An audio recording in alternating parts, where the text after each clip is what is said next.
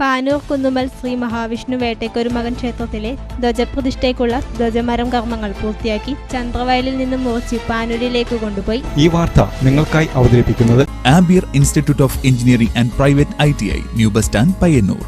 പാനൂർ കുന്നുമ്മൽ ശ്രീ മഹാവിഷ്ണു വേട്ടയ്ക്കൊരുമകൻ ക്ഷേത്രത്തിലെ ധ്വജപ്രതിഷ്ഠയ്ക്കുള്ള ധ്വജമരം കർമ്മങ്ങൾ പൂർത്തിയാക്കി ചന്ദ്രവയലിൽ നിന്നും മുറിച്ച് പാനൂരിലേക്ക് കൊണ്ടുപോയി. മലബാറിൽ തന്നെ 2 ശ്രീകോവിലുകളുള്ള അപൂർവ ക്ഷേത്രങ്ങളിലൊന്നാണ് പാനൂർ കുന്നുമ്മൽ ശ്രീ മഹാവിഷ്ണു വേട്ടയ്ക്കൊരുമകൻ ക്ഷേത്രം.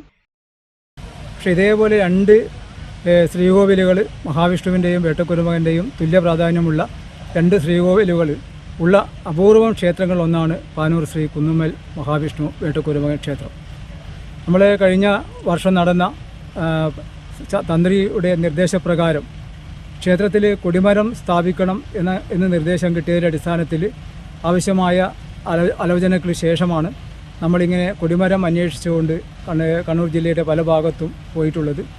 ഒടുവിൽ നമുക്ക് ഈ ഒരു സ്ഥലത്ത്, അതായത് നമ്മുടെ ചന്ദ്രനെല്ലൂർ ശ്രീ മഹാവിഷ്ണു ഭഗവതി ക്ഷേത്രത്തിൻ്റെ സമീപത്തായിട്ടുള്ള മുട്ടത്തുപാറ ബിനോയ് തോമസ് എന്ന ആളുടെ പുരയിടത്തിലുള്ള ഒരു ലക്ഷണമൊത്ത ഒരു തേക്ക് നമ്മൾ കണ്ടെത്തുകയും ആ തേക്ക് മരം പിന്നെ ആവശ്യമായ പരിശോധന, അതായത് ഇതിൻ്റെ ആചാരപരമായ എല്ലാ പരിശോധനകളും നടത്തിയതിന് ശേഷം അത് കൊടിമരത്തിന് യുക്തമാണ് എന്ന് ബോധ്യപ്പെട്ടതിൻ്റെ അടിസ്ഥാനത്തിലാണ് ഞങ്ങൾ ആ കൊടിമരം നമ്മുടെ ക്ഷേത്രത്തിൽ വേണ്ടി ഉപയോഗിക്കുവാൻ തീരുമാനിച്ചിട്ടുള്ളത്. ക്ഷേത്രത്തിലെ ഭാരവാഹികളും ഇവിടുത്തെ ഭക്തജനങ്ങളും എല്ലാവരുടെയും കൂട്ടായ സഹകരണവും സഹായവും ഞങ്ങൾക്ക് ഈ ഒരു കൊടിമരം ഞങ്ങളുടെ നാട്ടിലേക്ക് എത്തിക്കാൻ ആവശ്യമായ എല്ലാ തരത്തിലുള്ള സഹായ സഹകരണങ്ങളും നമുക്ക് കിട്ടിയിരുന്നു.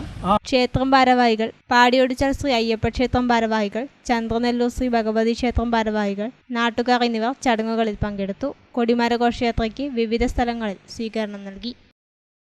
പാടിയോട്ടുംചാൽ അയ്യപ്പ ക്ഷേത്രത്തിൻ്റെയും അതുപോലെ തന്നെ ഇവിടെയുള്ള മഹാവിഷ്ണു ഭഗവതി ക്ഷേത്രത്തിൻ്റെയും അവിടെ ആവശ്യമായ വഴിപാടുകളും പൂജകളൊക്കെ നടത്തിയതിന് ശേഷമാണ് ഞങ്ങൾ ഈ ഒരു കൊടിമരം മുറിക്കാനുള്ള ആ ഒരു ചടങ്ങ് ആരംഭിച്ചത്. ഇതിൻ്റെ മറ്റ് മരം കൊടിമരമാക്കാനുള്ള മറ്റ് ചടങ്ങുകൾ, അതായത് മരത്തിൻ്റെ തോല് നീക്കി അതിനെ ഉണങ്ങാൻ വെച്ച് അതിനുശേഷം അത് വാളുകൊണ്ട് ഈർന്നെടുത്ത് അങ്ങനെ അത് കൊടിമരമാക്കി മാറ്റാനുള്ള പ്രവർത്തനം നമ്മളിനി എന്തായാലും കുറച്ച് ദിവസങ്ങൾക്ക് ശേഷം ആരംഭിക്കും. ഞങ്ങൾക്ക് ആ ഒരു വലിയൊരു ജനങ്ങളുടെ പ്രതീക്ഷയായ ജനങ്ങളുടെയൊക്കെ എല്ലാവരുടെയും ആകാംക്ഷയോട് നിറഞ്ഞ ഈ ഒരു പ്രതീക്ഷയോടുകൂടിയുള്ള ആ ഒരു കൊടിമരത്തിൻ്റെ പ്രതിഷ്ഠ നടക്കാൻ വേണ്ടി പോവുകയാണ്. പുനഃപ്രതിഷ്ഠയും അതുപോലെ തന്നെ ധ്വജപ്രതിഷ്ഠയും 2027 കൃത്യമായ മുഹൂർത്തം തന്ത്രി ചന്ദ്രനെല്ലൂർ പത്മനാഭനുണ്ണി നമ്പൂതിരിപ്പാട് കുറിച്ചു തരും.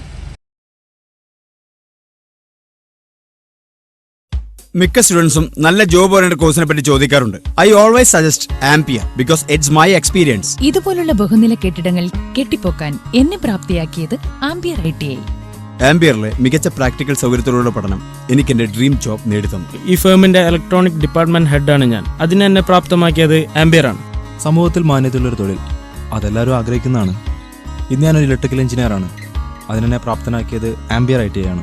എനിക്ക് മാത്രമല്ല, ഒരുപാട് പേർക്ക് വിദേശത്ത് ജോലി നേടിത്തന്നത് ആംപിയർ ITI ആണ്. 100% ജോലി സാധ്യതയുള്ള central and state government approved കോഴ്സുകൾ. ആംബിയർ institute of engineering and private ITI, new bus stand, Payyanur.